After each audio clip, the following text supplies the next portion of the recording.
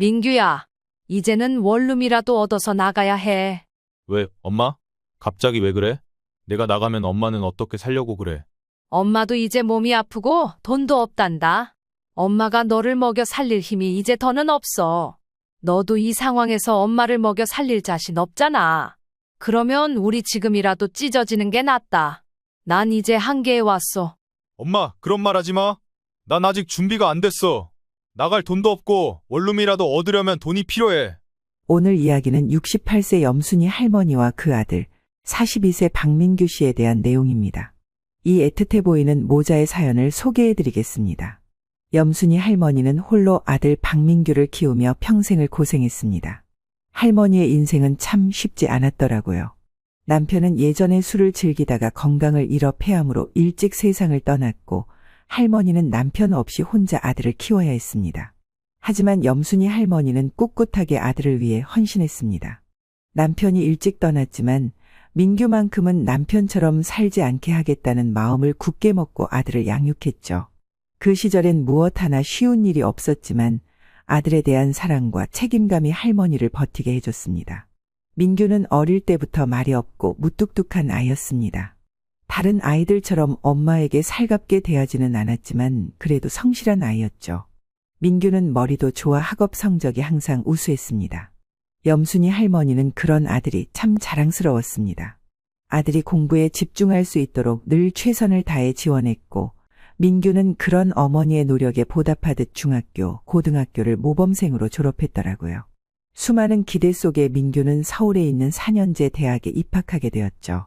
대학에 합격했을 때 염순이 할머니는 그동안의 고생이 모두 보상받는 듯한 기쁨을 느꼈습니다. 우리 민규, 이제 잘 될 거야. 라며 늘 자신을 다독였습니다. 대학을 졸업한 민규는 부모님의 기대에 부응하듯 곧 중소기업에 취직했습니다. 염순이 할머니는 아들이 드디어 독립할 수 있다는 생각에 마음이 놓였습니다. 그동안 혼자 살아오면서 겪었던 수많은 어려움과 외로움이 마치 모두 사라지는 것만 같았죠. 하지만 회사 생활은 생각만큼 순탄치 않았습니다. 처음에는 민규도 열심히 일했지만 시간이 지나면서 이상하게 아들의 얼굴에 점점 어두운 그림자가 드리워졌습니다.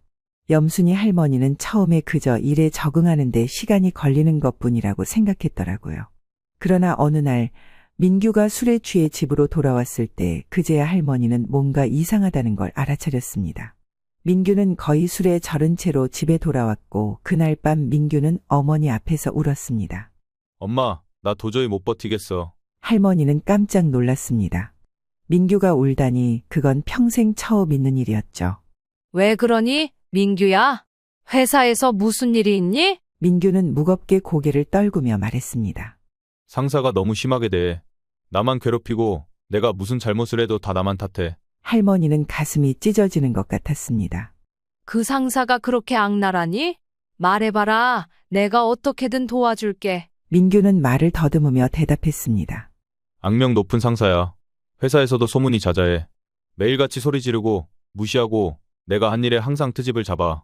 도저히 못 견디겠어, 엄마. 할머니는 너무 화가 났습니다. 그런 상사가 어딨니?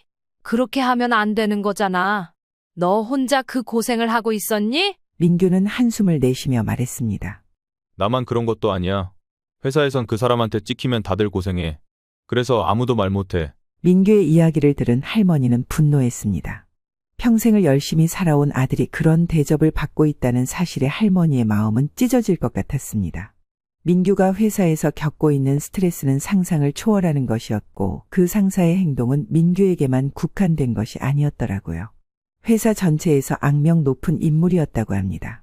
민규는 매일 상사의 폭언과 부당한 대우를 참아내며 일해야 했고 그 결과 점점 우울증에 시달리게 되었습니다. 할머니는 민규가 그렇게까지 고통받고 있다는 사실에 괴로워졌습니다. 민규는 시간이 갈수록 더욱 힘들어졌습니다. 할머니는 아들이 점점 어두운 표정으로 집에 돌아오는 것을 보며 마음이 아팠습니다. 이번에 그 인간 때문에 2명이나 그만뒀어. 나도 그만두고 싶어, 엄마. 뭐라고? 그래도 회사 안에서 뭔가 해결할 방법이 없어? 그 위에 사람한테 가서 상담할 수는 없어? 전혀 소용없어. 사장 가족들이랑 다 엮여 있어서 계란으로 바위치기야. 민규는 회사에서 쌓인 스트레스를 푸는 방법을 찾지 못했고 결국에는 점점 더 깊은 우울증에 빠지게 되었습니다. 처음에는 그저 스트레스 때문이라고 생각했지만 시간이 지날수록 민규는 밤에 잠을 이루지 못하고 가슴이 답답하다며 고통을 호소하기 시작했죠. 결국 공황장애 증상까지 나타나게 되었고 급기야 민규는 회사에 출근하는 것조차 어려워졌습니다. 그러던 어느 날 민규는 회사에 사표를 내고 집으로 돌아왔습니다. 엄마 나도 그만뒀어. 할머니는 무슨 일이냐며 놀라 물었습니다. 왜? 또 무슨 일이 있었던 거야? 민규는 그저 지친 얼굴로 고개를 저었습니다. 더는 못 버티겠어. 그 사람 때문에 도저히 일을 할 수가 없어. 할머니는 아들의 결정을 존중했습니다. 그래, 어쩔 수 없지. 잘 생각했어. 몸이 상하는 것보다 나은 거야. 할머니는 이렇게 말하면서도 마음이 씁쓸했습니다. 하지만 이런 걱정을 했던 게 무색할 정도로 이후로도 아들 민규의 상태는 쉽게 나아지지 않았습니다. 오히려 더 악화되었죠. 민규는 여전히 우울증 약을 복용해야 했고 일자리를 구하는 대신 공무원 시험을 준비하겠다며 책을 펴들었습니다. 엄마, 차라리 공무원 시험을 준비할게. 안정적인 직장을 가지면 마음이 편할 것 같아. 염순이 할머니는 아들이 새로운 목표를 세우고 다시 시작하려는 모습을 보고 기뻤습니다. 그래, 민규야. 너는 할 수 있어. 엄마가 도와줄게. 민규는 원래 머리가 좋은 편이었고 주변 친구들 중에서도 공무원이 된 케이스가 몇 있었기에 할머니는 희망을 가졌습니다. 하지만 민규의 상태는 좀처럼 나아지지 않았습니다. 퇴사 후에도 민규는 여전히 우울증 약을 복용해야 했고 공부에도 집중하지 못하는 날들이 많았죠. 시험 준비는 생각보다 훨씬 더 힘들었습니다. 민규는 하루 종일 학원에 다니며 시간을 보냈고 집에 돌아오면 지쳐서 바로 방으로 들어가곤 했습니다. 그럴 때마다 염순이 할머니의 마음은 찢어질 듯 아팠습니다. 그녀는 아들이 이렇게 힘들어하는 모습을 보면서도 아무것도 해줄 수 없다는 사실에 가슴이 아렸습니다. 어느 날 민규가 시험을 또 한 번 실패하고 돌아왔습니다. 엄마, 또 떨어졌어. 민규는 지친 목소리로 말했습니다. 그의 얼굴은 그 어느 때보다도 어두웠고 할머니는 그 모습을 보며 속이 타들어갔습니다. 괜찮아, 민규야. 다음번엔 잘할 거야. 이번에도 열심히 했으니까 다음엔 분명 좋은 결과가 있을 거야. 할머니는 애써 웃으며 아들의 손을 잡아주었습니다. 민규는 한동안 아무 말 없이 고개를 숙이고 있었습니다. 민규는 그 후로도 몇 번이나 공무원 시험에 도전했지만 번번이 실패했습니다. 몇 년이 흐르면서 민규는 시험에 떨어진 횟수가 5번을 넘겼습니다. 민규는 그동안 학원에서 살다시피 하며 공부에 매달렸습니다. 하지만 그 결과는 기대에 미치지 못했고 시험에 떨어질 때마다 민규는 더욱더 자신감을 잃어갔습니다. 할머니는 그런 민규를 보고 속이 타들어갔지만 아들에게는 그저 조용히 응원을 보내며 기다려주었습니다. 다음 시험엔 꼭 붙을 거야. 엄마가 믿어. 시간이 흘러 명절이 다가오자 할머니는 민규에게 함께 친척 모임에 가자고 권했습니다. 민규야, 이번 명절엔 같이 가는 게 어때? 할아버지도 보고 싶어 하시고 친척들도 오랜만에 너 보고 싶어 할 텐데. 하지만 민규는 고개를 저었습니다. 엄마, 나 안 갈래. 친척 어른들 만나면 분명히 왜 퇴사했냐고 물을 거잖아. 다들 잘 나가는 외삼촌네 자식들과 비교될 텐데 그거 정말 싫어. 할아버지는 보고 싶지만 마음이 불편해. 민규의 말에 할머니는 한숨을 내쉬며 고개를 끄덕였습니다. 그래, 내가 그렇게 생각한다면 엄마도 내 뜻을 존중할게. 그럼 내가 다녀올 테니 너는 공부에 집중해. 명절이 되어 염순이 할머니는 혼자 친척 모임에 참석했습니다. 친척들이 모여 명절 음식을 나누고 있을 때 어김없이 민규에 대한 이야기가 나왔습니다. 순이야, 민규는 아직도 공무원 준비 중이냐? 큰오빠가 물었습니다. 할머니는 애써 미소를 지으며 대답했습니다. 네, 민규가 이번에 성적이 더 좋아졌다고 하더라고요. 곧 좋은 소식이 있을 거예요. 하지만 친척들은 그 말을 믿지 않는 눈치였습니다. 올케 언니가 한숨을 내쉬며 말했습니다. 민규가 참 똑똑한 아이였는데 퇴사만 안 했으면 지금쯤 잘 나갔을 텐데. 그렇게 좋은 직장을 왜 그만둔 거야? 지금 와서 공부한다고 해서 될 일이니? 옆에 있던 작은 오빠도 덧붙였습니다. 우리 애들은 벌써 결혼도 하고 안정적으로 자리 잡았는데 민규는 아직 준비만 하고 있다니.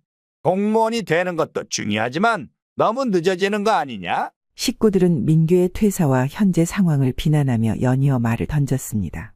요즘은 다들 퇴직 후 재취업하고 자기 개발하는데 민규는 왜 그렇게 오래 걸리냐? 공무원 준비도 한두 번이지 너무 길어진 거 아니야? 아무리 해도 안 되는 거면 포기하는 것도 생각해야지. 순간 염순이 할머니는 참을 수 없는 분노가 치밀어 올랐습니다. 그동안 아들이 얼마나 힘들어하고 있는지 그가 받은 고통을 아무도 모른 채 이렇게 쉽게 말하는 게 너무 억울하고 화가 났습니다. 그만 좀 하세요. 할머니가 갑자기 소리치자 모두가 놀라서 말을 멈췄습니다. 할머니는 눈물이 맺힌 채로 식구들을 바라보며 외쳤습니다. 우리 민규가 얼마나 힘든 줄 알아요? 그냥 퇴사한 게 아니에요. 회사에서 매일같이 스트레스를 받으면서 상사의 폭언과 갑질을 참아가며 견디던 애였어요. 그 고통을 어떻게 알겠어요? 누구도 그걸 이해하지 못하면서 이렇게 쉽게 말하지 말아요. 할머니의 목소리는 떨렸습니다. 민규가 공무원 준비를 시작한 것도 다 이유가 있는 거예요. 힘들어도 다시 일어설 수 있도록 준비하고 있는 거고요. 우리 아들 잘 될 겁니다. 어른들이 돼서 응원은 못 해줄 망정 왜 애를 기죽여요? 도대체 왜 민규를 이렇게 몰아세우는 거예요? 순간 모두가 침묵했습니다. 염순이 할머니의 눈에는 눈물이 고였고 그 분위기는 매우 어색해졌습니다. 식구들은 할머니의 분노를 예상하지 못했는지 당황한 듯했습니다. 그래, 민규도 참 힘들었겠네. 그리고 네가 가장 힘들겠지. 미안하다. 큰오빠가 조심스럽게 말을 꺼냈지만 이미 분위기는 한껏 싸늘해져 있었습니다. 아무도 더 이상 민규에 대해 얘기하지 않았지만 할머니는 마음이 무거웠습니다. 모임이 끝난 뒤 할머니는 집으로 돌아오는 길에 혼자 한숨을 내쉬었습니다. 내가 너무 흥분했나. 하지만 그동안 쌓였던 감정이 폭발한 것이었기에 후회는 없었습니다. 민규가 얼마나 힘들어하고 있는지 아무도 몰랐기에 할머니는 그저 아들을 보호하고 싶었던 것이었죠. 하지만 그 사건 이후 할머니는 친정 식구들과 어색해졌습니다. 예전에는 가족 모임에 가면 서로 안부를 묻고 도와주려 했던 사람들이 이제는 서로 거리를 두는 듯한 느낌을 받았습니다. 그날 이후로 할머니는 명절 모임에 가는 것도 마음이 불편해졌습니다. 그러다 보니 어느새 5년, 10년이 흘러버렸습니다. 염순이 할머니는 나이도 많아지고 무릎까지 아파 요양보호사 일을 하는 것도 점점 힘겨워졌습니다. 그동안 민규는 여전히 공무원 시험에 매달려 있었고 할머니는 아들이 다시 일어서길 바라며 끊임없이 지원해 주었습니다. 하지만 시간이 흐를수록 민규의 시험은 계속 실패했고 할머니는 아들을 지원하기 위해 점점 자신의 재산을 써야만 했습니다. 민규는 책값을 핑계로 한 달에 30만 원씩 받아갔습니다. 처음엔 당연히 공부를 위해 쓰는 돈이라 생각해 별말을 하지 않았습니다. 엄마, 이번에 필요한 책이 좀 있어서 돈 좀 줄 수 있어? 할머니는 민규가 공부하는 모습을 보며 그가 언젠가는 성공할 것이라는 희망을 놓지 않았습니다. 그래, 민규야. 책 사는 건 중요하지. 필요한 책 있으면 말해. 엄마가 도와줄게. 그렇게 계속해서 민규의 공부를 위해 지원해 주었지만 결과는 나아지지 않았습니다. 매번 시험을 볼 때마다 민규는 실패했고 그런 아들을 보는 할머니의 마음은 점점 무거워졌습니다. 시간이 지남에 따라 할머니의 생활은 점점 더 어려워졌습니다. 작은 빌라에서 전세로 살고 있는 할머니는 집주인이 집값을 올려달라고 요구하는 상황에 처했습니다. 아줌마, 이제 전세 만기가 다 되어 가잖아요. 요즘 집값도 많이 올랐으니 전세금을 조금 올려야겠어요. 집주인의 말에 할머니는 대답을 할 수 없었습니다. 그동안 모은 돈은 거의 아들의 공무원 준비를 위해 사용했기 때문입니다. 당장 집주인의 요구에 응할 돈이 없었습니다. 이제 어떻게 해야 하나? 할머니는 속으로 한숨을 내쉬었습니다. 아들이 아직 자리 잡지 못한 상황에서 자신의 생활마저 불안정해지니 갈수록 마음이 무거워졌습니다. 그러던 어느 날 민규가 또다시 책값을 달라고 했습니다. 엄마, 이번에 필요한 책이 몇 권 있는데 돈 좀 줄 수 있어? 하지만 이번엔 더 이상 참을 수 없다는 듯 할머니가 말했습니다. 민규야, 이제 책값은 내가 내야 해. 엄마도 더 이상은 힘들어. 나도 돈이 없단다. 할머니의 목소리엔 그동안의 피로와 무거운 짐이 담겨 있었습니다. 민규는 잠시 멈칫하더니 그 후로 할머니와의 대화를 피하기 시작했습니다. 그날 이후로 두 사람의 관계는 서서히 멀어지기 시작했죠. 박민규는 아예 방에서 나오지 않았습니다. 그의 방문은 늘 닫혀 있었고 할머니는 그런 아들을 바라보며 속으로 눈물을 삼킬 뿐이었습니다. 민규야, 밥 먹자. 할머니가 조용히 부르면 민규는 짧게 대답할 뿐이었습니다. 나중에 먹을게요. 민규는 밥을 자꾸 미루기 시작했고 방에서 나오지 않는 시간이 늘어났습니다. 어머니와의 대화는 점점 더 줄어들었고 아들은 방 안에 틀어박혀 있었습니다. 할머니는 그런 아들의 모습을 보며 마음이 불편해졌습니다. 대화를 시도하려 해도 민규는 계속해서 벽을 쌓았습니다. 민규야, 너 이렇게 지내면 안 돼. 엄마랑 좀 얘기하자. 하지만 민규는 방 안에서 말없이 침묵으로 일관했습니다. 그 침묵이 할머니의 마음을 더 아프게 만들었습니다. 어쩌다 방에서 나오는 민규를 보며 할머니는 아들과 대화를 시도했지만 돌아오는 대답은 짧고 차가웠습니다. 엄마, 그냥 혼자 있을게요. 할머니는 더 이상 할 말이 없었습니다. 아들의 차가운 태도에 할머니는 가슴이 답답해졌고 혼자 남은 집안에서의 시간이 더 외로워졌습니다. 한 번은 할머니가 다시 민규에게 다가가 말을 걸어보려 했습니다. 민규야, 엄마가 이렇게 사는 게 맞니? 우리 좀 얘기하자. 앞으로 어떻게 할지 말이야. 하지만 민규는 여전히 방 안에서 나올 생각이 없었습니다. 엄마, 나중에 얘기해요. 지금은 생각 좀 할게. 할머니는 더 이상 다가갈 수 없었습니다. 민규가 스스로 나서서 대화를 할 때까지 기다릴 수밖에 없었습니다. 요즘 할머니와 민규는 대화가 거의 끊긴 상태였습니다. 민규가 방에서 나오지 않으니 집안에선 침묵이 이어졌고 할머니는 혼자 밥을 먹으며 아들이 다시 나아지길 바라며 눈물만 흘렸습니다. 이렇게 사는 게 맞나? 할머니는 스스로에게 묻곤 했습니다. 아들은 공부에 집중하지 못하고 방 안에만 갇혀 있었고 할머니는 그런 아들을 바라보며 속이 타들어갔습니다. 매일같이 밥을 차려두지만 민규는 밥을 먹지 않았고 방 안에서 혼자 시간을 보냈습니다. 시간이 지나 염순이 할머니도 결국 건강이 악화되어 요양보호사 일을 쉬게 되었습니다. 무릎 통증이 점점 심해졌고 집안일조차 제대로 하기 어려워졌죠. 할머니는 더 이상 일을 나갈 수 없게 되었고 하루 종일 집에서 쉬게 되었습니다. 그렇게 집에서 쉬면서 자연스럽게 민규와 마주치는 일이 많아졌습니다. 민규는 여전히 방에서 나오지 않았습니다. 방에 틀어박혀 지내면서 할머니와의 대화는 거의 끊어졌습니다. 민규가 방에서 나오는 유일한 순간은 화장실에 가기 위해서였습니다. 그때도 민규는 잠깐 얼굴을 내밀고 다시 방으로 들어갔습니다. 할머니는 민규가 나올 때마다 말을 걸어보려고 했지만 아들은 대답을 피했습니다. 민규야, 밥은 먹었니? 민규는 짧게 대답했습니다. 나중에 먹을게요. 할머니는 속이 답답했습니다. 아니, 나중에 말고 지금 좀 나와서 먹자.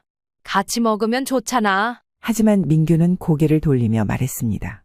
엄마, 나중에 먹는다고 했잖아요. 그렇게 대화는 또다시 끊겼습니다. 시간이 흐를수록 할머니의 스트레스는 쌓여갔습니다. 민규와의 대화는 점점 줄어들었고 그는 방에서 나오지 않는 시간이 더 길어졌습니다. 방 안에만 갇혀있는 아들을 보며 할머니의 마음은 무거워졌습니다. 이대로는 안 될 텐데 할머니는 혼잣말을 중얼거리며 깊은 한숨을 내쉬었습니다. 그러던 어느 날 할머니는 우연히 민규를 제대로 마주하게 되었습니다. 민규가 화장실에서 나오던 중이었는데 그날따라 우연히 민규와 마주치게 된 겁니다. 할머니는 그때 아들의 모습을 보고 깜짝 놀랐습니다. 민규는 이미 100kg이 넘는 거구가 되어 있었습니다. 얼굴은 부어있고 몸은 퉁퉁하게 불어 있었습니다. 할머니는 당황한 채로 물었습니다. 민규야, 너 몸이 왜 이렇게 된 거야? 어떻게 이리 살이 쪘니? 민규는 고개를 숙이며 대답했습니다. 몰라, 그냥 스트레스 때문이겠지. 할머니는 속이 타들어가는 기분이었습니다. 아들의 변해버린 모습을 보고도 어찌할 수 없는 현실이 더 답답했습니다. 민규야, 이렇게 있으면 안 돼. 내가 이렇게 방에만 있으면 몸이 더 안 좋아질 거야. 밖에 나가서 운동이라도 좀 해야 하지 않겠니? 민규는 어깨를 으쓱하며 대답했습니다. 엄마, 나 지금 그런 거 할 기운도 없어. 할머니는 더 이상 무슨 말을 해야 할지 몰랐습니다. 아들의 몸과 마음이 모두 무너져가는 것을 보면서도 그저 바라볼 수밖에 없는 자신의 처지가 더 비참하게 느껴졌습니다. 할머니는 다시 한번 간절한 마음으로 말을 꺼냈습니다. 민규야, 엄마가 말하잖니. 이렇게 있으면 내 건강이 더 나빠질 거야.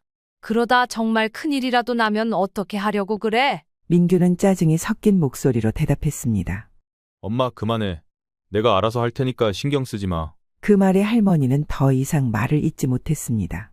대화를 이어가고 싶었지만 민규의 태도는 점점 더 차가워졌습니다.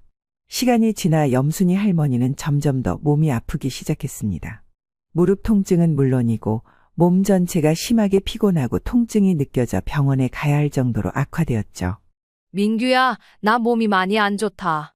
병원에 가야 할 것 같은데. 할머니는 방에 있는 아들에게 힘겹게 말했습니다. 하지만 민규는 문을 열고 나오지 않았습니다. 간신히 문을 열고 나온 아들은 할머니를 쳐다보지도 않고 말했습니다. 그래, 엄마.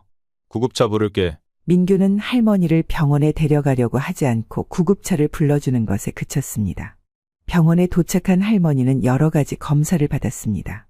며칠 후 결과를 듣게 되었을 때 췌장에 큰 문제가 있다는 진단을 받았습니다. 췌장에 이상이 생겼다는 사실을 들은 순간 할머니는 큰 충격을 받았습니다.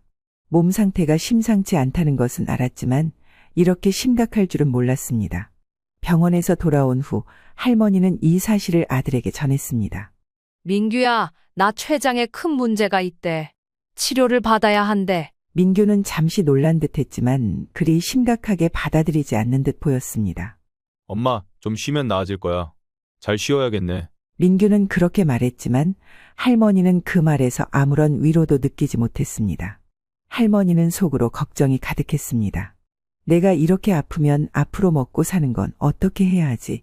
심란한 마음으로 며칠을 보내던 중 친정언니에게 이 사실을 전하게 되었습니다. 언니는 할머니의 이야기를 듣고 불같이 화를 냈습니다. 뭐라고? 민규가 그 정도로 힘든 상황에서도 널 돌보지 않고 있어? 그럼 너는 도대체 어떻게 살고 있니? 당장 민규를 내보내. 언니는 목소리를 높였습니다. 몸도 힘들고 아프면서 민규까지 내치면 나 혼자서 어떻게 버텨? 그 아이가 없으면 난 너무 외로워. 그러니까 그렇게 말하지 마. 하지만 언니는 단호하게 대답했습니다. 이거 사. 너 내 말 안 들으면 나중에 후회하게 될 거야. 사지 멀쩡한 녀석이 10년째 엄마한테 돈을 다 먹고 살이 뒤룩뒤룩 쪄서는 엄마가 아프든 말든 신경도 안 쓰는 놈이 무슨 아들이야. 민규를 당장 내쫓아. 너도 지금이라도 늦지 않았어. 더 이상 이렇게 살면 안 돼. 할머니는 언니의 말을 듣고 나서도 그저 마음이 복잡했습니다. 민규를 내보낸다는 생각 자체가 너무나도 두려웠습니다. 내가 이렇게 힘든데 민규까지 내보내면 정말 어떻게 버티지? 할머니는 혼란스러웠습니다. 하지만 언니의 말은 할머니의 마음속에 깊은 상처처럼 남았습니다. 정말로 민규를 내보내는 게 맞는 걸까? 혹시 언니 말이 맞는 걸까? 할머니는 내심 흔들리고 있었습니다. 3일 후 저녁, 할머니는 큰 결심을 하게 되는 사건을 겪습니다. 바로 그날 할머니는 신용카드 고지서를 확인하고 큰 충격을 받았습니다. 고지서에는 무려 800만 원이 찍혀 있었던 겁니다. 할머니는 깜짝 놀라 아들에게 따졌습니다. 민규야, 이게 뭐야? 800만 원이 넘게 결제된 것 같은데 이 돈이 다 뭐냐? 그러자 민규는 오히려 화를 내며 대답했습니다. 스트레스 받아서 그랬다니까? 그냥 게임 아이템 좀 샀어. 다 갚을 거니까 걱정하지 마. 할머니는 그 말을 듣고 믿을 수 없었습니다. 민규가 그동안 10년 가까이 용돈을 받아가며 생활했는데 이 돈을 갚을 가능성이 없다는 사실을 할머니는 잘 알고 있었습니다. 그제야 할머니는 민규가 공무원 시험 준비를 핑계로 그동안 신용카드를 남용하고 있었다는 사실을 깨달았습니다. 민규가 책값을 사겠다고 할 때마다 맡겨줬던 신용카드를 민규가 제멋대로 사용해왔던 것이었습니다. 할머니는 더 둘러보니 민규가 이번 결제만으로 큰 돈을 쓴 것이 아니라는 사실을 알게 되었습니다. 배달 음식부터 시작해서 자잘한 지출들이 쌓였고 연체금까지 합쳐져서 최고 경고 고지서가 날아온 것이었습니다. 할머니는 그제야 왜 자신이 몰랐는지 이해하게 되었습니다. 민규는 중간에 카드를 새로 갱신할 때 관련된 연락을 전부 자신 앞으로 가게 했던 겁니다. 그래서 할머니는 그동안 매달 30만 원 정도만 나가는 줄로만 알고 있었지만 실제로는 그 돈을 다른 곳에 쓰고 있었던 겁니다. 더 충격적인 사실은 민규가 할머니 몰래 카드 대출까지 받아놓았다는 것이었습니다. 할머니는 그동안 아무것도 모르고 지켜보고 있었던 겁니다. 그 순간 할머니는 도저히 믿기지 않았습니다. 민규가 어떻게 이렇게까지 무너져 버렸는지, 그리고 자신은 왜 이토록 무기력하게 그를 방치했는지 모든 것이 허무하게 느껴졌습니다. 도대체 언제부터 이렇게 된 거니? 민규야. 할머니는 혼자 중얼거리며 방 안으로 걸어갔습니다. 아들이 자신을 이렇게까지 속였다는 사실이 믿기지 않았고 그간 쌓여왔던 피로와 좌절감이 한꺼번에 밀려왔습니다. 염순이 할머니는 요즘 들어 더 앞날이 막막하게 느껴졌습니다. 자신의 건강은 갈수록 악화되었고 이제는 일을 할 수 없는 상태였습니다. 아들 민규는 여전히 방에 틀어박혀 현실에서 도피하며 살아가고 있었죠. 할머니는 점점 더 절박한 마음에 휩싸였습니다. 이대로는 도저히 해결할 방법이 보이지 않았습니다. 아들은 회복될 기미도 없고 그동안 쌓여온 부채와 상실감은 너무도 컸습니다. 할머니는 스스로에게 물었습니다. 우리 모자에게는 과연 어떤 미래가 남아있을까? 하지만 이 상황을 해결할 뾰족한 대책은 떠오르지 않았습니다. 어느 날 친정언니에게 이 사실을 털어놓게 되었습니다. 언니는 상황을 듣고 분노하며 말했습니다. 이쯤 되면 같이 사는 네가 바보야. 평생 그렇게 살겠다면 그렇게 살고 대신 나한테 연락하지 마라. 네가 민규를 내쫓지 않으면 나 너하고 안 보고 살 거야. 할머니는 언니의 말에 말을 잇지 못했습니다. 민규를 내쫓는다는 생각은 아직도 버겁게 느껴졌습니다. 하지만 언니는 단호하게 말했습니다. 민규는 내보내서 원룸이라도 얻어서 혼자 살게 해. 그리고 너는 시골로 내려오는 수밖에 없다. 그게 아니면 너는 죽어. 순이야. 내 몸도 이제 그만큼 힘들잖아. 아들한테 더 이상 끌려다니면 너만 망가져. 할머니는 그 말을 듣고도 마음이 복잡했습니다. 그동안 지켜온 민규를 한순간에 내보내야 한다는 생각이 너무나 두려웠습니다. 그날 저녁 할머니는 민규에게 어렵게 말을 꺼냈습니다. 민규야, 이제는 원룸이라도 얻어서 나가야 해. 민규는 방 안에서 조용히 대답했습니다. 왜, 엄마? 갑자기 왜 그래? 내가 나가면 엄마는 어떻게 살려고 그래? 할머니는 한숨을 내쉬며 진심을 전했습니다. 엄마도 이제 몸이 아프고 돈도 없단다. 엄마가 너를 먹여 살릴 힘이 이제 더는 없어. 너도 이 상황에서 엄마를 먹여 살릴 자신 없잖아. 그러면 우리 지금이라도 찢어지는 게 낫다. 난 이제 한계에 왔어. 민규는 당황한 듯 말했습니다. 엄마, 그런 말 하지 마. 난 아직 준비가 안 됐어. 나갈 돈도 없고 원룸이라도 얻으려면 돈이 필요해. 할머니는 민규의 말을 들으며 더욱 마음이 무거워졌습니다. 그러니까 엄마, 원룸 얻어서 나갈 돈만이라도 좀 줘. 3천만 원만 있으면 내가 어떻게든 해볼게. 민규의 말에 할머니는 잠시 망설였습니다. 그리고 결심을 굳혔습니다. 그날 할머니는 집을 부동산에 내놓기로 결심했습니다. 그동안 자신이 감당하기에는 너무나 버거운 짐이었고 이제는 민규와도 결단을 내릴 때였습니다. 그렇게 그날 할머니는 부동산에 집을 내놓고 친정언니네로 내려가기로 결정했습니다. 며칠 후 민규에게 마지막으로 말을 전했습니다. 민규야, 이미 집은 내놨다. 이제 나가서 무슨 일을 하든 너 스스로 알아서 살아. 몸만 건재하면 너도 살아갈 수 있을 거다. 집주인에게도 다 말해놨으니까 내 짐도 다 비워라. 우린 진작 이렇게 했어야 했어. 민규는 아무 말 없이 고개를 숙였습니다. 할머니는 마지막으로 민규를 보고 방을 나섰습니다. 그 후로는 뒤를 돌아보지 않았습니다. 그렇게 할머니는 모든 걸 다 정리했고 아들 민규에게는 한 푼도 주지 않았습니다. 며칠 후 친정언니는 염순이 할머니에게 조심스럽게 말했습니다. 민규하고는 연락했니? 할머니는 고개를 저었습니다. 아직 아니야. 나도 당분간은 연락하고 싶지 않아.